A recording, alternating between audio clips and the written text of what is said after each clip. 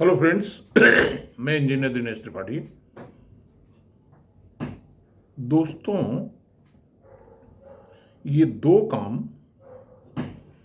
इतिहास के बड़े चौंकाने वाले हैं और वो काम किसने किया, उस व्यक्ति का नाम आपको इस वीडियो के अंत में मैं दूंगा।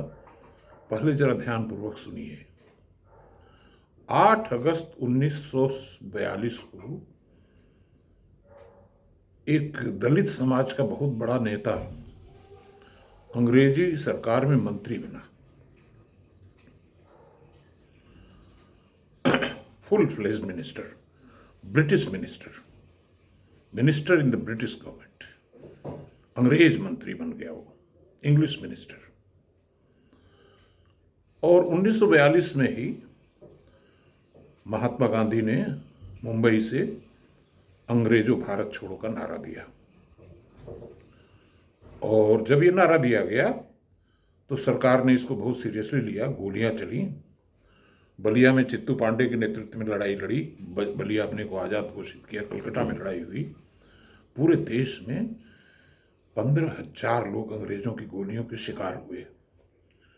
उसमें हिंदू भी थे, ब्राह्मण थे, क्षत्रिय थे, कायस्थ थे, यादव थे, शेड्यूल कास्ट के लोग भी थे, जाटो भी थे।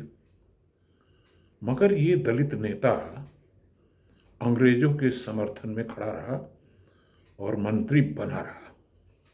भला बताइए कि एक तरफ भारतीयों का कत्लेआम हो रहा हो और दूसरी तरफ ये नेता अंग्रेजी कैबिनेट में मंत्री हो, और 1942 ही नहीं, बाद के अगले 4 सालों तक भी इस स्वतंत्रता की लड़ाई के दौरान ये मंत्री बना रहा। अब ये कहा जाए कि क्या अंग्रेजों के राज में मंत्री बनकर के उस दलित नेता ने दलितों की भलाई की? मुझे तो ऐसा नहीं लगता। अब उसके बाद दूसरी बात सोचिए कि इस दलित नेता ने एक और दलित विरोधी काम कर डाला।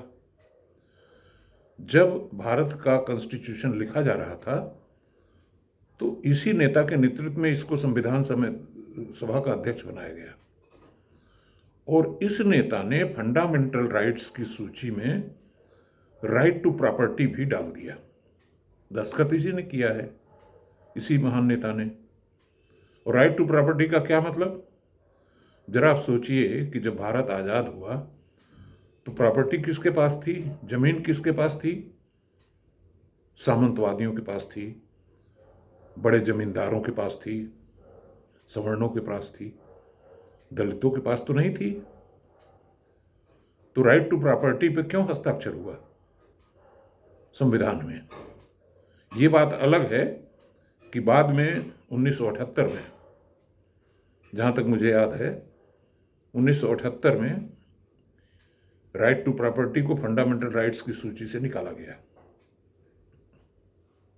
उसको ह्यूमन राइट का दर्जा दिया गया।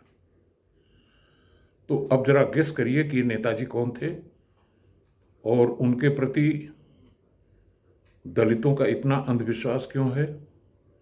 और दलित ही नहीं, पूरे भारत के लोग, हर पार्टी के लोग उनका नाम इतनी श्रद्धा से ले रहे हैं, क्योंकि ये इतिहास जो है और ये सच्चाई प्रकाश में नहीं लाएगी।